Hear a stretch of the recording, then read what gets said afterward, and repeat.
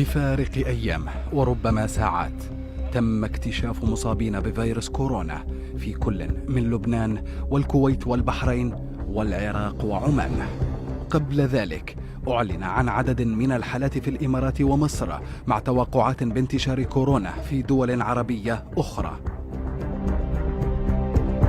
الصين منبع الفيروس، دولة عظمى تتمتع بقدرات اقتصادية وتقنية كبيرة، سخرت كل إمكانياتها لمواجهة الفيروس ولم تستطع القضاء عليه أو احتوائه.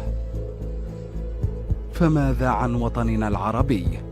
يصنف مؤشر أمن الصحة العالمي دول العالم إلى 3 فئات في القدرة على مواجهة الأوبئة: مستعدة جدا، متوسطة الاستعداد، وضعيفة. واللافت عدم وجود أي دولة عربية ضمن الفئة الأولى، إذ أن تقييمها تراوح بين المتوسط والضعيف. فمثلا حلت 10 دول عربية كانت في ذيل القائمة التي تضمنت 195 دولة، وشكلت ثلث دول العالم المصنفة ضعيفة في مواجهة الأوبئة. دول كالصومال وسوريا والعراق واليمن وليبيا حصلت على معدل 20 في درجة الاستعداد لمواجهة الكورونا أو غيره.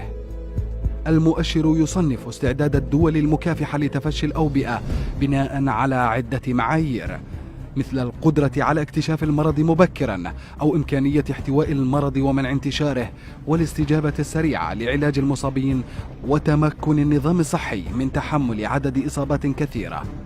لكن المؤشر أشار إلى أن جاهزية دول العالم بشكل عام لمكافحة تفشي الأوبئة تعتبر ضعيفة نسبيا، وليس هناك أي دولة في العالم مستعدة بالكامل للتعامل معها واحتوائها في بداية انتشارها، كما هو الحال مع فيروس كورونا.